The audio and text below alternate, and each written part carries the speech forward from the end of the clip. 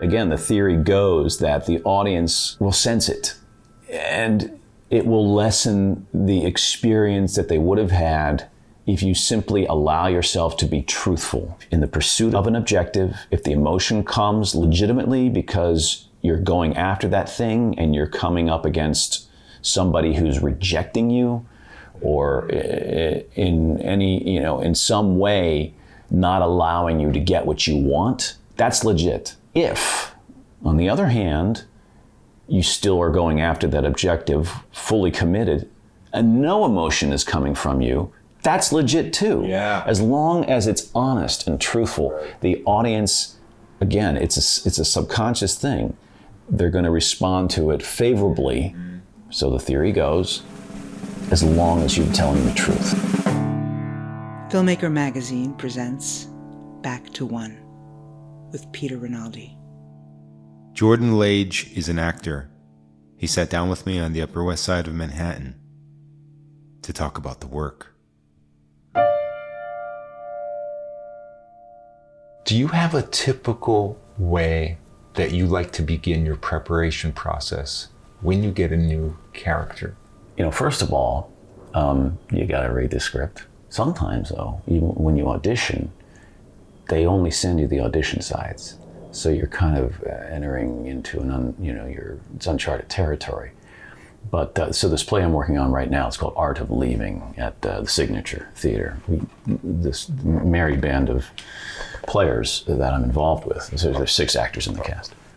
We did a previous production of this about a year and a half ago at Theater for the New City down in the Village. And so the audition for it was one of those things that came through Actors Access, which is a kind of a clearinghouse for auditions and stuff. Mm-hmm. So I saw the breakdown of the character, and it sounded like something I might be able to take on. And I got the audition sides. It was the first scene of the play. And I read it. And for me, for comedy, the barometer is if I am reading in the privacy of my living room, whatever, and it makes me laugh out loud, then that's a good sign. Mm-hmm. And so I thought, this is actually genuinely funny. Mm-hmm. It's making me laugh out loud rather than just, kind of silently nod or whatever. So I thought, I'm going to do this. So that's the first step for me. You gotta like the thing. Mm-hmm. If you fall in love with it, even better. But the interesting thing about this particular audition side for this play is that it struck me in terms of its tone and the type of comedy that the playwright was putting forth. It struck me as similar to the what I call the theater of menace of Harold Pinter, like early Harold Pinter. Mm-hmm. Very dark humor. It's not for all tastes. It's certainly for my tastes. I love, stuff like The Homecoming. There was a great play of his called The Hot House, which I think was the first full-length play that he wrote that I did a revival of with the Atlantic Theater Company, of which I'm a founding member. We did this, 27 years ago. So I really like dark humor. I don't often laugh at what most people, the most typical kind of comedy that people laugh. I don't find that stuff funny. Mm-hmm. I find the odd, the quirky, the kind of threatening or menacing, like Pinter used to write. Mm-hmm. I find that funny. And this particular scene in Art of Leaving struck me that way. Mm. And so I thought, this could be really fun. Mm. And so I already began to formulate an idea of how it would play. Mm-hmm. Completely straight, like, Charles Grodin type comedy. In fact, when I started working on the play, I started going through his canon of films. And, I'd seen a bunch of them over the years, of course, but I'd never seen The Heartbreak Kid. Mm-hmm. Directed by Elaine May. And that was really enlightening to me because I thought, just talking about the film itself, Elaine May really, I think, broke the rules of traditional comedy. I was like, wow, what is this? And he's wonderful in it, and it's really dark and it's kind of disturbing and you're kind of like cringy. Don't go there, Charles, because that is just not the play. So this particular character was similar to that character in that way. Art of Leaving essentially is about this toxic narcissist who decides he falls in under the spell of this male satisfaction guru. He feels like he's losing his masculinity. and he falls under the spell of this kind of guru. And he decides that in order to find true happiness, he must divorce his wife. That's how he's been counseled by his guru. So the rest of the play is spent trying to convince his wife that this is a good thing, not only for him, but for her as well. And therein lies the comedy. So my initial impulse was, again, I'm going to take my cue from Charles Grodin's kind of like, play it straight, completely straight. And there's, depending on the comedy, there's so many different ways. It's not just that old axiom of, you got to play comedy straight. I don't believe that at all. The style of the play will dictate itself to you as you work on it. That's what I have found in 45 plus years of performing.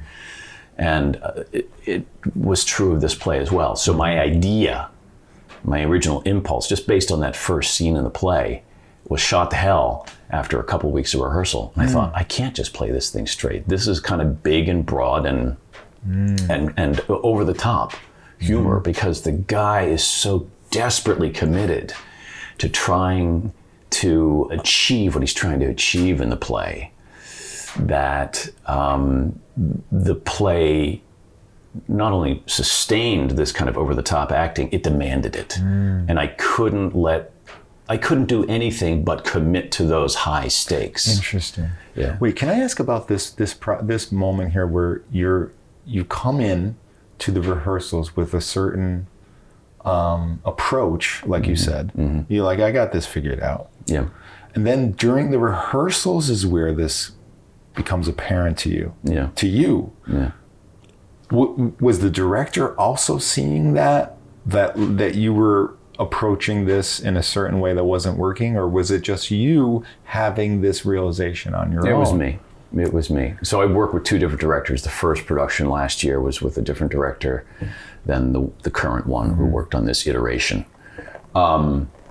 So there wasn't any deep discussion as to the direction in which I was taking my performance. Yeah. It just evolved that way. Yeah. And I assume it was copacetic with them because I didn't get any pushback. Right. But is this also because you're a director yourself too? I mean, you're able to like analyze you objectively analyze your performance as it's happening, right? Yeah. And in relation to the material. Right. You are able to, and you could tell me if this has always been the case for you, know that there is more that the material is asking for, I guess, than the way you are approaching it in some kind of limited way because of the way you initially thought it should be. Yeah. Right? Was this always easy to do it that way? Well, I think honestly, I think it's an accumulation of 40 years plus of experience. Yeah. So you start to, one hopes, improve at something that you've been working at for a long time. Yeah. And you know when something's working or not. After a certain period of time, you stop having, self-doubts or second guessing yourself because you've done it for so long and you can feel, like I said, what's working and what's not working. And so I think I've gotten to the point in my career as an actor where I got a pretty good instinct for it, Yeah. So, and it comes down, it's the macro and the micro. So, the process that I just described going through of how my approach to this particular character evolved, I felt good about. But also as we're going through the play and discovering new moments and stuff and trying different things out in the hopes of, look, it's a comedy. If you don't deliver comedy to the audience, I think you're kind of reneging on your It's a dereliction contract. Of your duty. It's absolutely true. I know. Yeah. I think that's really the essence of it. Yeah. You're not giving them the goods that you sold them on. Right. And immediately because there's not this thing going on called laughter. Sure. Right. Well, it's certainly true of the actors, and you got to learn from that, and it should be true of the playwright. Then they got to learn from that too. Yeah. But so going through the play on this particular iteration of it, you try different things out and go, well, would this work? And then you have an instinct for yeah, I think that'll work. And maybe they'll laugh at it. And if they don't laugh at it, sometimes you keep it in because you will get a few laughs here and there. Yeah. Look, it's not a science, but the proof is in the pudding. Yeah. So that's how I was, going through the kind of minutiae of moments in the play. I had an instinct about what to try, and sometimes I would try it and I felt it wouldn't work, or certainly the third eye, the director, would go, yeah, I don't think so about that. That seems to be not ringing true, or seems to be ringing false. So let's try something else. So that's, it's a kind of an experimentation, but I like to think that more often than not, now that I'm this far along, and I'm actually sunsetting my career at the age of 62. I like to think at this point I have a pretty good handle on what works and what doesn't. You know what I mean? I'm not always right, but who is, right? Right. That's right. Again, can you take us back to the people who raised you? Yeah. Knew to kind of feed you good art, right? Yeah, absolutely. And this helped. Absolutely. My parents divorced when I was like 4. And I often think about how my life would have turned out had my biological parents stayed together. I would have stayed I was born in California. I would have stayed in Northern California. Maybe would not have been exposed to the arts in the way that I was after my mom and dad divorced, and my mom got custody of my brother and I, and we moved back east to Pennsylvania so she could regroup and be around her sister and her mother. And I think about how might my life have turned out. It's impossible to know, really. Yeah. I don't know that I would have become an actor because I don't think I would have been exposed to the kinds of live performance that my mother and aunt and my grandmother exposed me to as like a toddler. For example, my mom, she went to Allegheny College and she met my father working on a production of Song of Norway. My dad was the stage manager. My mom was a lead actress in that. So she was a performer. She was a singer mostly, but she was a performer also. So, she had that in her. And my aunt performed in southeastern Pennsylvania in a doily cart company, who there are various companies, doily cart companies around the world. They're dedicated to performing the works of Gilbert and Sullivan. So I saw my aunt perform in a lot of Gilbert and Sullivan operettas.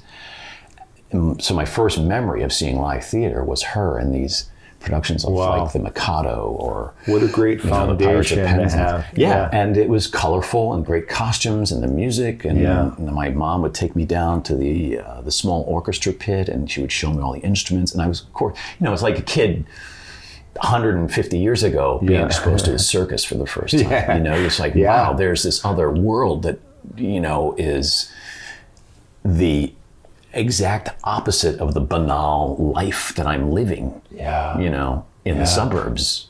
And there's this thing out there that is just fascinating and kind of fun and exciting. And that's what got me hooked. Yeah. And then as I got a little bit older as a kid, I got exposed to the movies. Yeah. And again, it was, interviewers often ask me, how much of it is an escape for you? And I say, it's not really an escape, acting. But as a kid, escaping the stultifyingly dull life of growing up in the suburbs, going to the movies certainly was an escape. And I like to think that I came of age at a particular time in the history of American cinema, especially, there was a second golden age, starting in the early 1970s. The number of amazing films. That's because you're a filmmaker and you're into cinema and everything. You know what that decade was like. I mean, I'll go back even further to like 1966 with just to take one landmark film, Who's Afraid of Virginia Woolf? And then the following year, Bonnie and Clyde and The Graduate. You know what I mean? Yeah. All the way through 1980, and those were my seminal years of growing up And when you get exposed to stuff that influence your tastes, right, and probably seeing things a little too young for you. My mom took me to see The Godfather Part 2 when I was 11. Not because she wanted to. Yeah. Because I begged her to. Because I was already into movies at that age. And I'd heard about it, and I'd heard about, I'd seen Pacino maybe in The Godfather on TV, and I was like, gotta see. And De Niro, he was that was like one of his first big things after Banging Drums. So anyway, so that was sort of a perfect cauldron in which to fire my creative impulses and inspire me to go, I want to do that too. Yeah. It looked like fun. Yes. Yeah. Yes. So that's how it all started. And then was there a fascination with New York that came from these movies? Absolutely. Yeah. That could, a truer thing could never be spoken. I spent, starting at the age of 8, I began spending my summers with my father. And by that point, he'd moved to Berkeley. So from the age of 8 until I graduated high school, I was spending my summers in the Bay Area. So my first love for an urban setting was San Francisco, which, people who know the city well, it's a stunningly beautiful city. Yeah. Even still, even in the hard times it's fallen on. And back in those days, though, a lot of movies had discovered what a great location to film a movie San Francisco is in. And so I began to see this city that I fell in love with portrayed in all sorts of different movies, Bullet. I was a big fan of the streets of San Francisco as a kid. And I was just like, oh my God, there's my city being, and being shown. And from there, it was a very quick leap to New York because lots of gritty, urban, realistic dramas were being shot in New York City, starting in the mid-late 60s, on through the 70s. So I was like, I got to find out more about New York because it looks freaking fascinating. It was just such a different. It was a different landscape from the one I was living in, the suburbs of Wilmington, Delaware. Yeah, sure. So that's why, and the movies were great. Yeah, they were phenomenal entertainments. Yeah. So I had an aunt and uncle lived up in Washington Heights, and as a really young kid, starting around the age of maybe 12, my parents would send me up for a long weekend to spend time with them, and my uncle would show me around Manhattan, and I was like, what in the hell is this place? And I would go, oh my God, and I saw this particular landmark in this particular movie, and it was very exciting. And then when you wanted to be an actor, what made you come to New York rather than something like Los Angeles? Yeah, I had a good friend in high school, and I took a drama class in high school, my 3 years of high school, and I was really into acting and was doing plays in high school and began doing community theater in Delaware. And I remember confessing to this friend of mine. I said, well, I'm just going to, when I get out, I'm not going to go to college. I'm just going to go to New York and become an actor. And he said, no, you're not. And I said, what do you mean? He says, you got to go to college. Anyway, long story short, he convinced me that I should go to college to study drama somewhere. My girlfriend at the time happened to be his sister.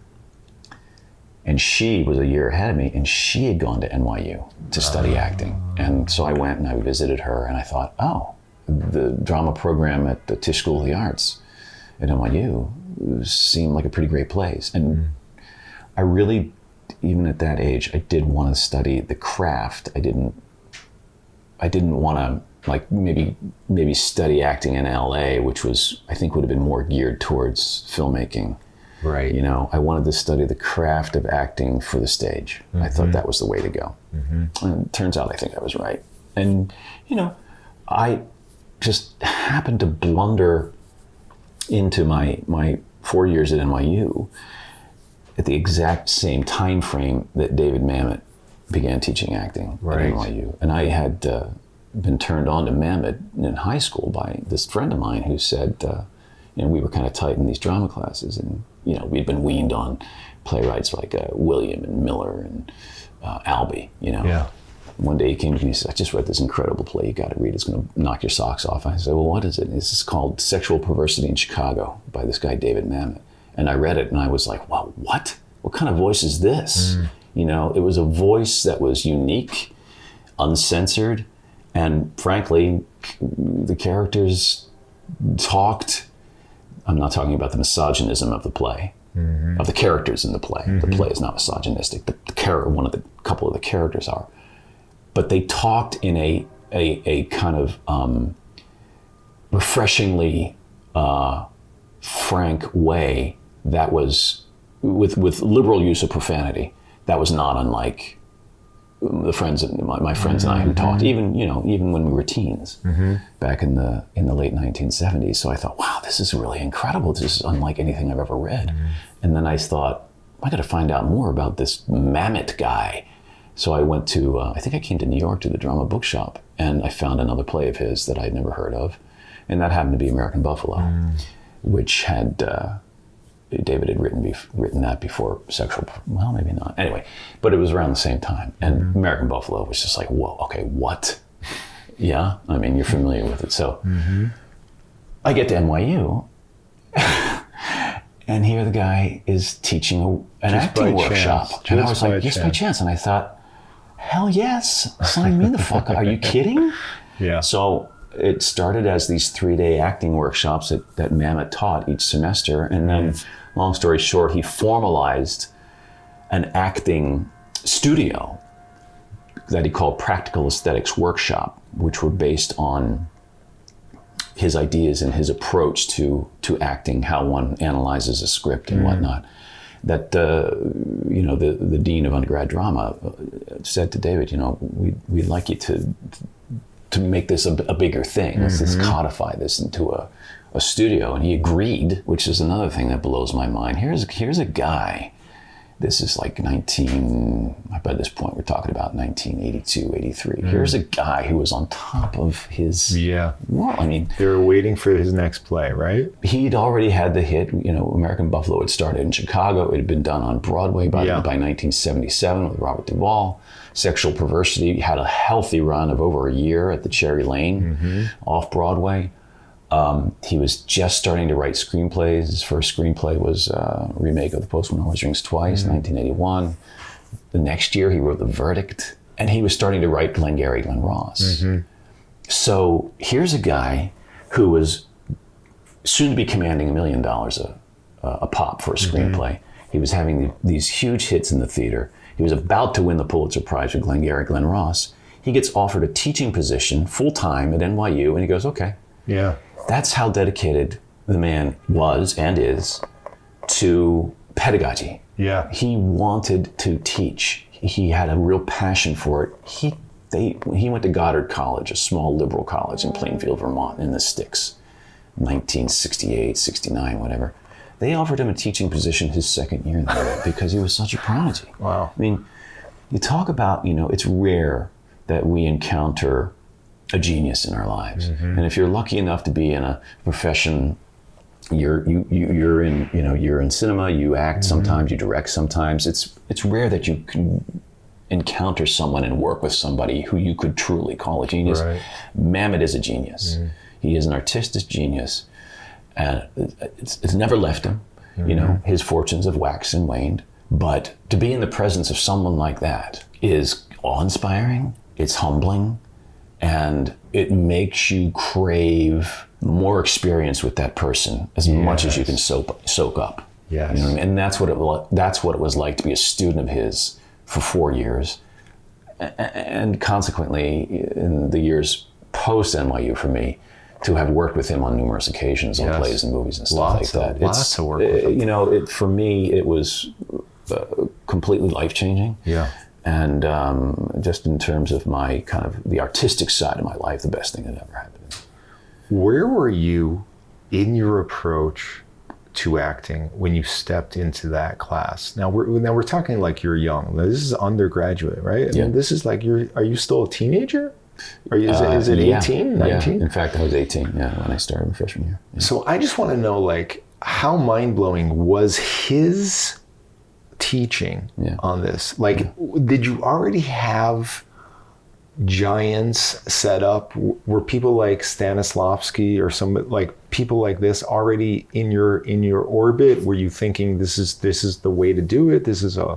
I have to learn this, and then he explodes that? Yeah, no, it was exactly that. So, in high school I started getting into community theater, and I studied with a teacher at this one community theater that I was working at called the Wilmington Drama League, which had been around since, I think, the 30s. But in any case, this guy began teaching, and his approach was somewhat based on the Strasberg, the method, the actor's studio thing.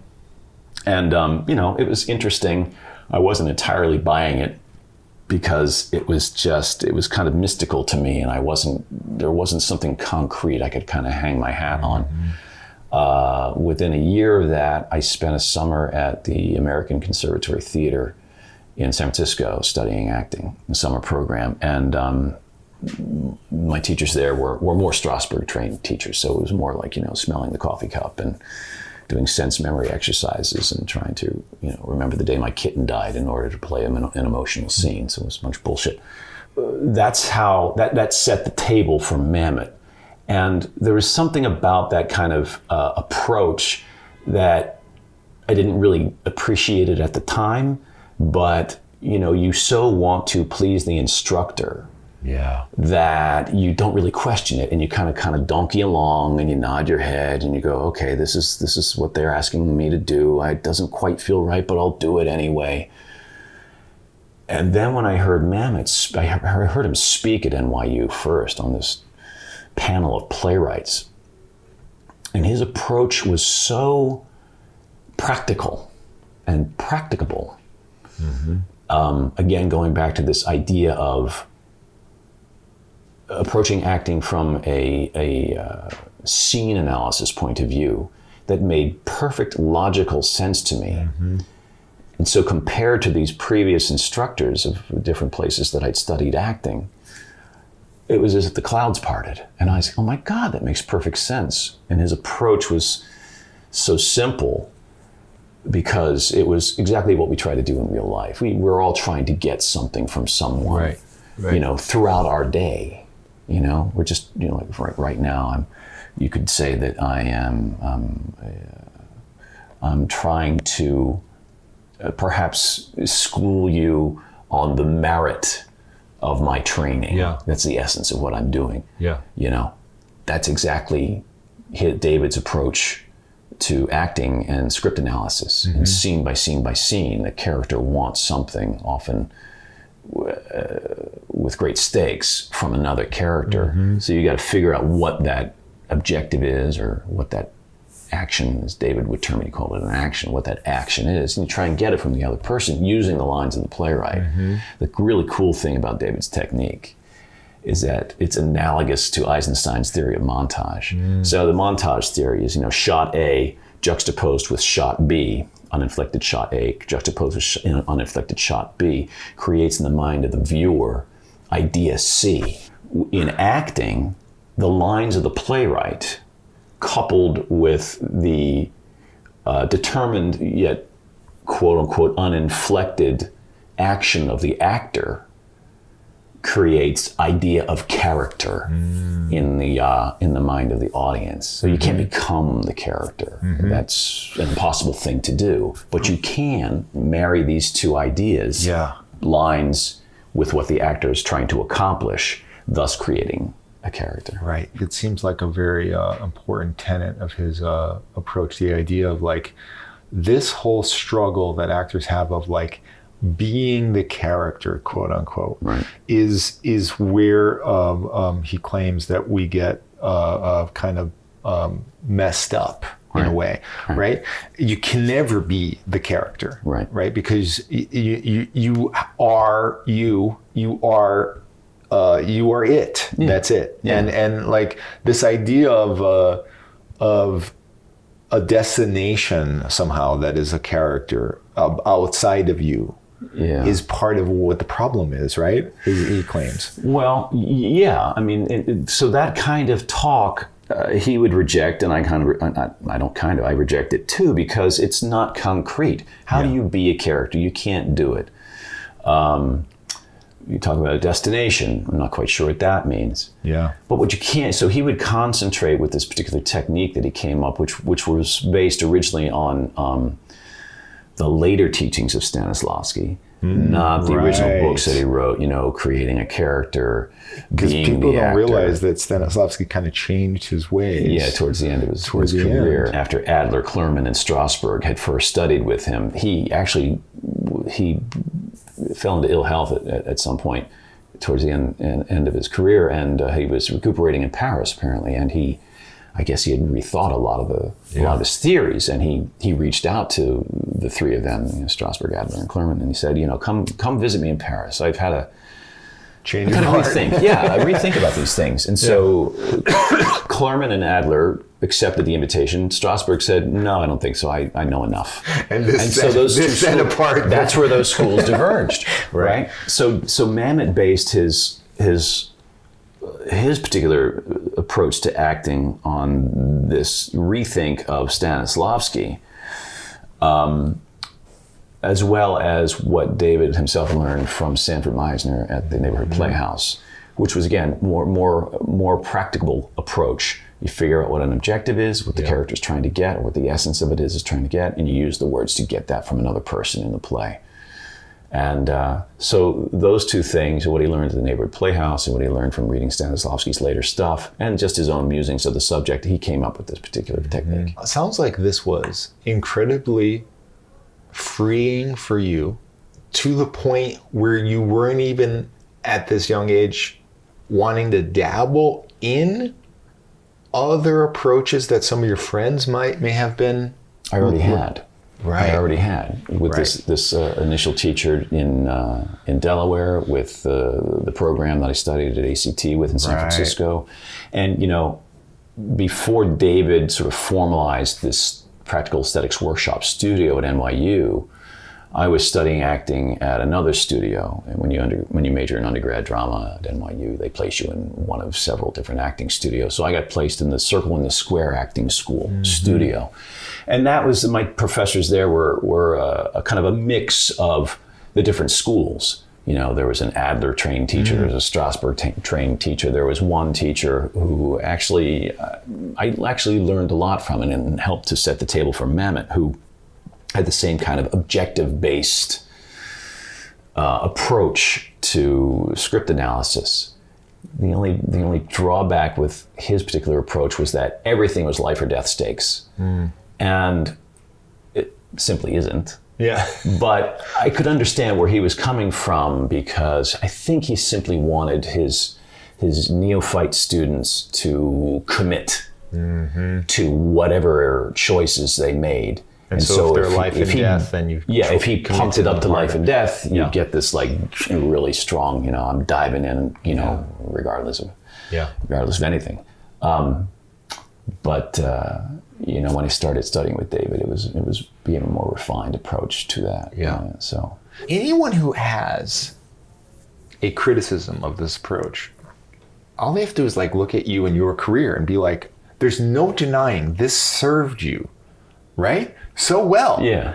I mean, but was there ever a time when you're playing something, and particularly something that has to be a little more emotional than you were prepared to be? Yeah.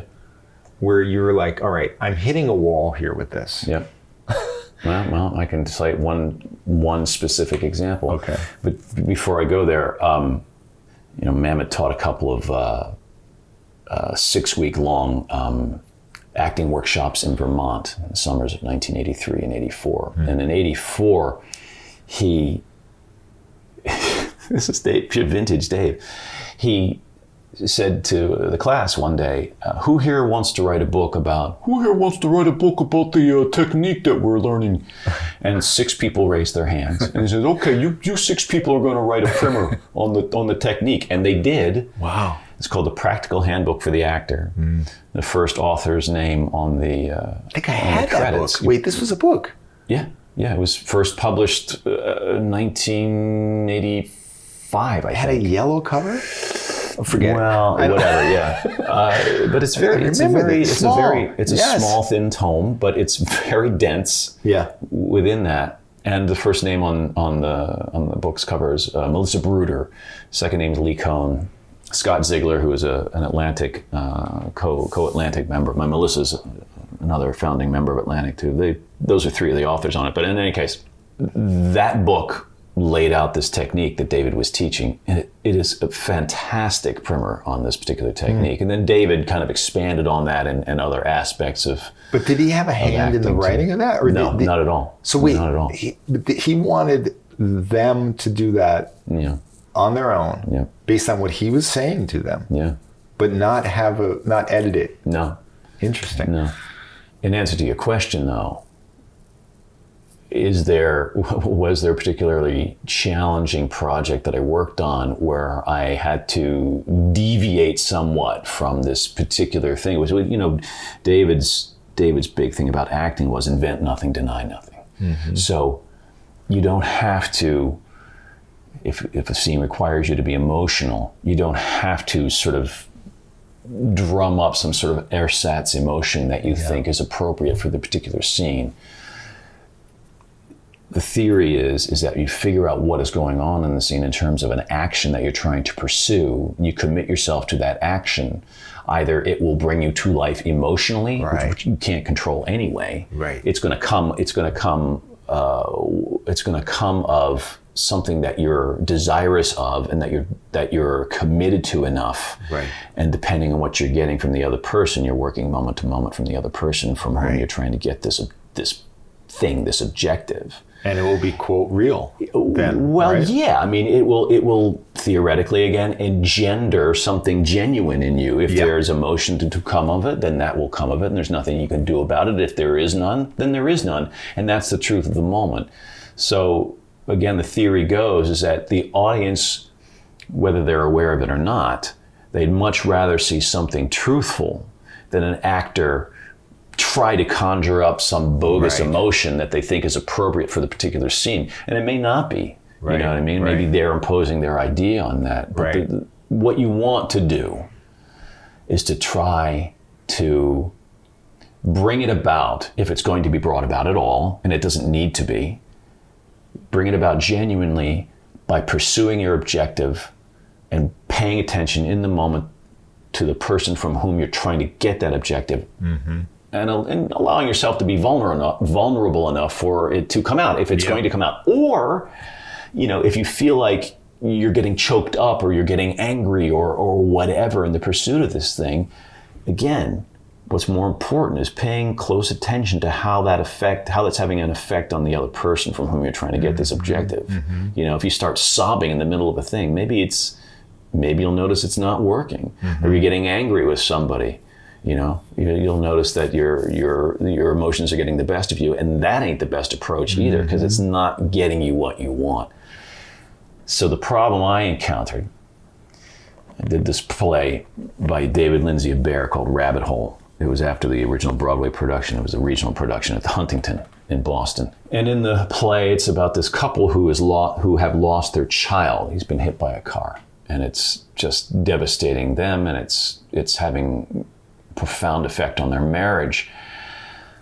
And the end of the first act ends with the husband, the part that I was playing, having a breakdown. And there was no two ways about it. Mm-hmm. You couldn't not do the breakdown. Mm-hmm. So, well, how do you do that and have it be legit and fresh and 8 times a week. Right. Every freaking night, right? It's fucking impossible. Now, the director, this guy, Joey Tillinger, terrific director. He told me this story about the guy who had played it originally on Broadway, who I guess was told by that director, and I'm forgetting who it was now. He said, listen, if you don't break down at the end of the act, I don't have a play. You got to find your way there somehow, right? So that was kind of the mission that I guess that Tillinger had kind of threw upon me by telling me that story. But I agreed with him. It's in the play. There's no getting around it. You got to do it. So I'm actually pretty good at allowing myself to be that vulnerable when a moment like that calls for it, and I don't fancy myself like, a good technical crier, but it oftentimes when it's required, it can come up. Can it come up 8 nights a week for, a 5 or 6 week long run? That I don't know. I found out that it can't. But what I would do, my, I guess, trick you could say is before the performance, to kind of set the mood for myself, it was back in the day of iPods. I had a playlist of not songs, but music, instrumental music that if you would listen to them, they immediately kind of set you on the verge of, what would the noun be? Lachrymosity, right? No, I mean, it kind of like you start to, music has that effect on people. So one of the pieces that I had on the playlist was Barber's Adagio for Strings, which has been overused in many films, from Platoon to, I just saw this Spanish film, Mexican film last week called El Norte. So it's been done a little bit too much in films, but if you listen to, it's something you might hear at a wake or something. It's incredibly powerful, incredibly moving. But I had that. It did get me to the point where it set me on the verge. Yeah. And so, 45 minutes into the play. So you almost like press pause on that because you have to do the beginning of the play. In a way, yeah, absolutely. Yeah. But it kind of set the table for it. And, my daughter at the time I did the play was 1.5 years old.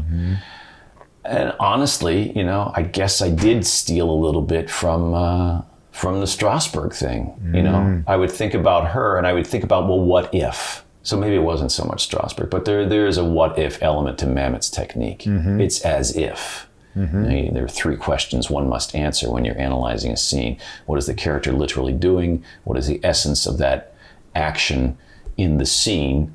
And then, what's it like to me?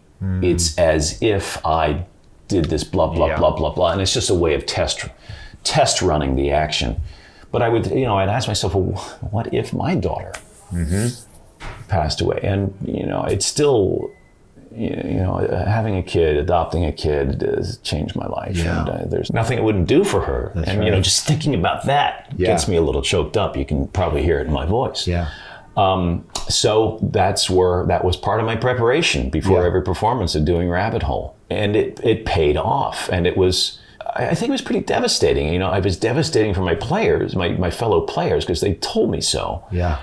There was one night, though, that it didn't come. And what the hell? And I fucking faked it. I fucking faked it. And but you almost have to, though, right? I mean, what else am I going to do? Right. It's required in the play.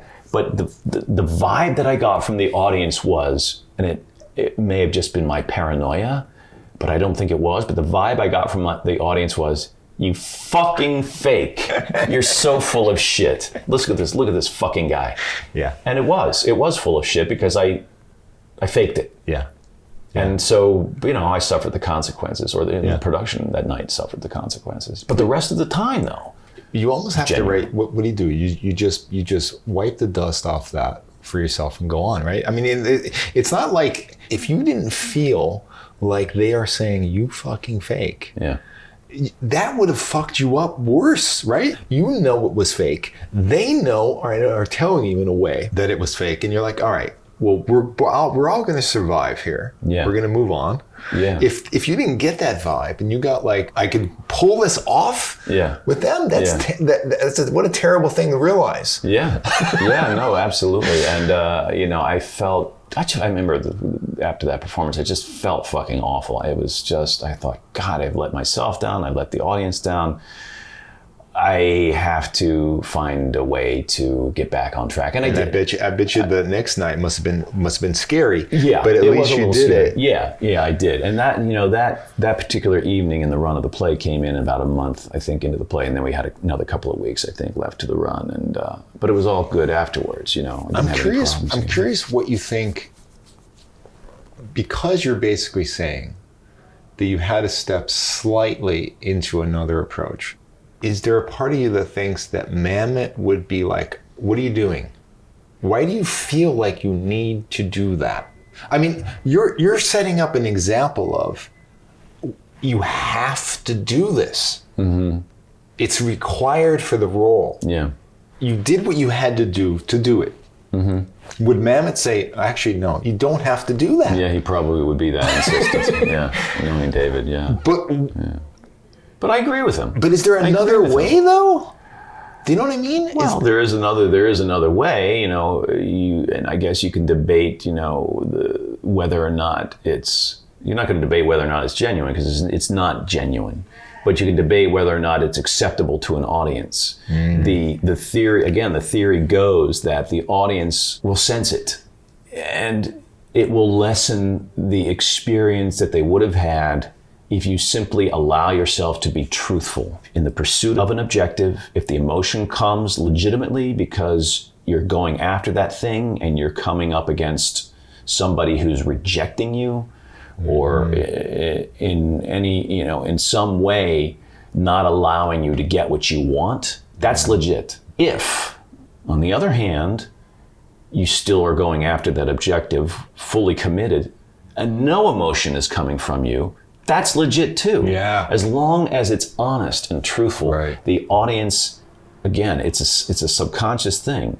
They're going to respond to it favorably. Mm-hmm. So the theory goes, as long as you're telling the truth. Mm-hmm. Yeah. So, you know, I don't know who came up with it. Mamet used to, you know, repeat the phrase ad nauseum. You know, acting is living truthfully under the imaginary circumstances of the author. Yeah. So, you know, figure out how to be truthful when you go out on stage. Go tell the truth. You know, people say, well, acting is lying or acting is pretending. You know, David's, you know, contrarianness, and he is a contrarian, would come to the fore, and he says, no, acting is telling the truth. And I happen to agree with it. You know, I think it's much more fulfilling than approaching it. I think it's much more thrilling to approach it from that point of view than go, oh, just pretending. You're just kind of, it's make believe. Well, sure, it's make believe. Nobody believes that anybody is, you know, in 1940s New Orleans, you know, being you know, Blanche Dubois. Yeah. It's a willing suspension of disbelief on the audience's part. Yeah. Right. So they're not going, these people aren't really. You know, Right. That they're just there to enjoy a story. Right. You know? Right. So, but within that, you have to tell the truth in terms of your acting. Yes. You know. The other thing that it's very important here is that with this approach, there isn't a harm done over time to the actor's psyche and to their mental health, which I think other approaches can't claim that they are completely avoiding. Meaning, if you approach stuff with a method, in a true sense of the word method, approach to things, and you do 250 performances of this play you just described, I think it's going to have a psychological effect on you. Quite possibly, over time. I was relieved. I was very happy to get the job. A very challenging play, great role, great play. I was first relieved to know, you know, because it's a regional theater production, it was going to only be like a 6-week run or whatever it was. And I was, I got down on my knees and prayed once the run was over, because I didn't have to do that again every night. It is hard. It is hard to go there. Yeah. You know? And when I see actors in productions where they have to invest themselves that much in a role, in terms of what they're doing on stage every night, and know that they have to do it 8 times a week, I just go, God love you. You know, and I've gotten to the age now where I think, look, I saw Mark Rylance in that play by Jez Butter with Jerusalem about a decade ago, I guess. And it's a 3-hour fucking play. And I was like, God damn, I could never do that. Yeah. I just don't think I could hack it now. But you know, the play that I'm doing now takes a lot of energy and takes a lot of like concentration and technical prowess to keep the energy ball in the air, pick up on the cues, say the lines quickly, comedy, louder, faster, funnier. That's hard. I remember a production of American Buffalo that I did 14 years ago down in Baltimore. That was excruciating because of the stakes involved and the energy involved and the emotionality that's involved in playing the role of Teach. I loved it, and it was a great challenge, but God, I was just so grateful when it was over, you know? And there have been a lot of, in fact, I would think the preponderance of projects that I've been in have been like that. I've just been like, God, that was exhausting, and I'm glad it's fucking done. You know? This begs the question, when you are glad something is over and over again, why do you do it? I don't know. I mean, everyone listening that's an actor knows the answer to this that they can't answer. Yeah. You know, there's something special, right? About the challenge that's unlike any other kind of challenge. Yeah, you know, some people, you know, do, what is that? What's the term for it? Like, the paragliding dudes or the people that jump out of planes, you know, parachute, you know, why they find that a challenge, you know? They want to flirt with death. Yeah. Okay, cool. I'm not into that. Yeah. But I do enjoy a challenge in my art. You know, that doesn't sound too highfalutin. By the way, there are tons of people that would rather jump out of a plane with a faulty, perhaps, parachute than do what you do on the stage. You just reminded me, you know, telling tales out of school a little bit. So I did there have been several revivals, actually, I guess only 3 of Glengarry Glen Ross on Broadway. I was just involved in the last one in the spring of 2025. I was understudying Bob Odenkirk and Michael McKean. But 20 years ago, I was in the 2005 revival of Glengarry, which starred Alan Alda as Shelley Levine, Liev Schreiber won a Tony for Ricky Roma. And so I played the cop in that particular production. I also understudied Roma, you know, Liev, and Fred Weller, who played Williamson, a role which I had done 25 years ago at the McCarter. This fabulous production with Charlie Durning as Shelley. Oh my God. And Ruben Santiago Hudson as Roma, who was fucking brilliant. You know, it was so fucking funny. So 20 years ago, we had a talk back after a matinee one day, which is, I guess, something we shouldn't have done. And I imagine if David had gotten wind that we were doing it, he would have like put the kibosh on immediately. He hates any talkbacks of any kind after any of his productions. So let that be a word to the wise of anybody who's mounting a revival of one of David's plays. But in any case, we did this one. He didn't know about it. And so it was me, Liev, I guess Alan, maybe Gordy Clapp, Tambor, you know, Tom Wopat talking to the audience afterwards. And somebody asked Liev, because it's such an intense 95 minutes with intermission, you know, dramatic confrontation among those salesmen. You know, how do you do it 8 times a week? And Liev said, this was 2005. Honestly, I wake up in the morning and I hope to hear that a plane has crashed into the theater and destroyed the theater so I don't have to go and perform this play. And I was like, Liev, what? This was for 4 years after 9/11. I was like, what the fuck? But I understood it. Yeah. You know, there are some days where you just go, oh God, I got to get it up to do this freaking thing tonight. Yeah. And you know, here I am whinging about doing something that I love. And would really rather not earn my living any other way, and yet it's that demanding of you that you kind of go, oh man, I'd give anything not to go to the theater tonight. But on the other hand, you know, this play I'm doing, Art of Leaving, right now, we had a night where a Halloween night where I guess we'd only sold 10 tickets. And I got to the theater and I was like, well, I guess I'm early tonight. And then at half hour, I had this little sort of choreography call with the actress who's playing my wife in it. And we have this sort of physical thing that we have to, it's a bit, we have to do in the thing. We got to rehearse it before every performance. So I go out on stage and I'm waiting for the stage manager to show up and waiting for the actress to show up, and they're not showing up. I'm like, where is everybody?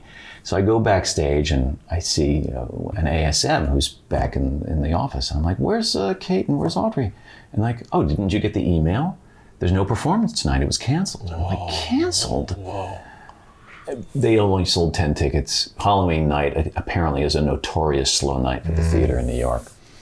So because of the few amount of tickets that had been sold, they decided, I didn't get the email. I didn't check my email before I got to the theater. So, as much as I whinge about, oh God, I have to go to the theater tonight to do this fucking play, I was like, God damn it. I want to do the fucking play. Yeah. It's that, isn't that interesting? Yeah, I don't know what it is. It's just that weird dichotomy that you just go, yeah, I want to do it. And oh God, please do anything like that. It's so fucked up. You hear people saying that they hope a car hits them. I've heard that. I know. Well, on the way there. Yeah. Or they get sick, legitimately sick. And sometimes they make themselves sick. Yeah. I've heard this. Yeah. Because you have a certain approach that works for you, when you work with a director, that their approach is so entirely different than the way you are used to doing things. What do you do to kind of give yourself enough room to do it the way you want to do it without ruffling their feathers and having it affect, the whole process? Yeah. Well, here's the thing. If you are given a note by a director that you disagree with or you have an issue with, here's how I deal with it. You go, okay, let's try it. You want to be the good soldier. Yeah. And that's an obligation. But Mamet once said, and I've never forgotten it as a student, it was one of the many things that he said that I've never forgotten, but in this particular situation, you have to treat every note that a director gives you as a legitimate, no matter how baffling, as a legitimate request for an action change or a tool change. So they say, okay, they give you a note that you can't do practically. It's an impossibility. Be more blue. You go, okay, I don't know what the fuck that means, but let me translate it for myself and go, what can I do to adjust what I am trying to, the action or the objective that I'm trying to achieve in the scene? How do I adjust that? Or what kind of different tool can I use in pursuit of that goal that will perhaps give this fucking moron what they want? I'm kidding, slightly, but that's interesting. It's it's the ultimate respect for the idea that the actor is in service of the director, who are both, and both of you are in service of the text. Yeah. Right? I mean, the idea there is that no thing should be disregarded that is told to you. It just needs to be retranslated. Sure. It would help if they talked in practical terms. It gave practical notes. So the best directors that I've worked with, Mamet among them, John Patrick Shanley, Scott Ziegler, Neil Pepe, they speak in terms of practicability. What can you concretely do, to give them what they're looking for. The ones who don't speak in that way, and this is where it's very helpful for anybody who wants to be a director to take some acting classes. Yes. Take the right ones, though. You know what I mean? Like Sidney Lumet did. He was an actor before he became a director. Sidney Pollack as well. Yes. He continued to act after he directed. Yes. I didn't work with Lumet, but I did work with Sidney Pollack.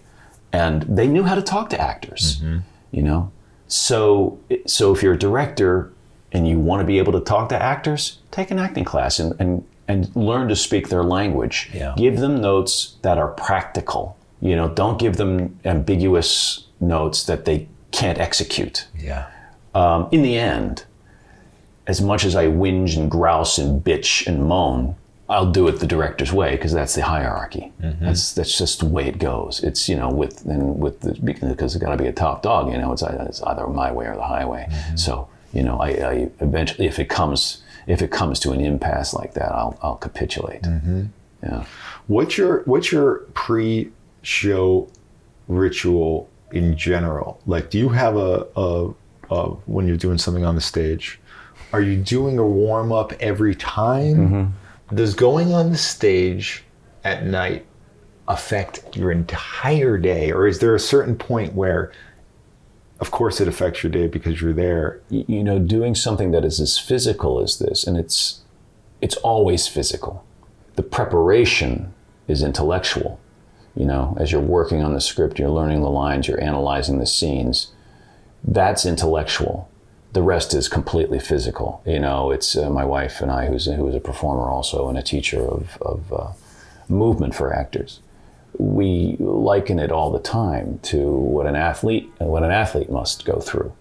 It's the training regimen is completely physical. Of course, the event for them, whatever sporting event they're competing in, is physical. It's just like with the actor. The event is the performance. That is completely physical. You know, in the moment, it can be intellectual as you're paying attention to the other performers and allowing what you're getting from them to inform how you go about doing the action or objective. That part of it is intellectual, but it's so lightning fast in the moment, mm-hmm. you know, that you're forced to make a decision in the moment, and that's physical. But my routine, if you will, is, you know, I get to the theater early, 2 minutes before half hour. Mm. I'm kidding. How early? Literally just minutes before half hour. For this one, is this real? Yeah, that's real. Yeah, it depends on the play. For this, I don't have to get to the theater that early. On my way to the theater, I often bike. I almost always bike. I run my lines. I run my lines every day. Even though I know them, here's why I run them every day. About 25 years ago, so I'm in my mid-late 40s, I began to notice I was starting to flatline on stage early on. Not so much as the play went on, because you'd gotten enough performances under your belt that wasn't a problem anymore. And I panicked. I would panic. And I thought, oh my God, it's just a process. It's a matter of getting older. And, you know. So to combat that, I would run my lines ad nauseum. And then based on where I might go up on a line later that night, I would go, oh, this seems to be a problem area for me. So I needed to go over those problem areas. I still run them. It just gives me peace of mind. And by running them, I say, I record all the other characters' lines and I leave space for my line. And for this particular play, it's a short play. It's only about 80 minutes long. I can get through all of my scenes in 35 or 40 minutes, you know what I mean? So I do that, but that gives me peace of mind. And I also think it does help to reinforce a bulwark against my brain flatlining. Yeah. Still happens. There's nothing you can do about it, and you don't really know where it's gonna happen. But after I get to the theater and I have my little run through of the choreography that I have with the lead actress. We do that, and then I spend 10 to 15 minutes warming up on stage, with vocal warm-up. And that is inviolate. Can't not do it. Because I'm of the strong opinion that if you don't warm up your instrument, especially your voice, then you're going to pay the price for it. You know, you got to be articulate, you got to enunciate clearly, you got to keep the voice up. This particular play, actually, it's so demanding of vocal energy and the rapidity with which one says the lines and picks up on the cues. It's that kind of comedy. It's a satire, but it's very farcical. So for me, in the role that I'm playing, it's not true of everybody in the play, but the role I'm playing, it demands that kind of precision and that kind of vocal energy and energy in general. So, you know, I do a vocal warm up and I do a limbering up, and that's basically my routine. Yeah, you don't want to overdo it. I don't want to, you know, I don't go and do yoga or anything like that, or, you know, people do what they need to do. Yeah, you know, to get them in the right mind, but. Practically speaking, that's my best warm-up. You got to have a vocal warm-up and you got to limber yourself up. Yeah. Jordan Lage, we need more time with you. You must come back on this show. I'm happy to blather on and on about stuff that's going to piss people off anytime. Yes. Back to One is a production of Filmmaker Magazine, which is a publication of The Gotham. Listen to back episodes of this podcast at filmmakermagazine.com or wherever you get your podcasts.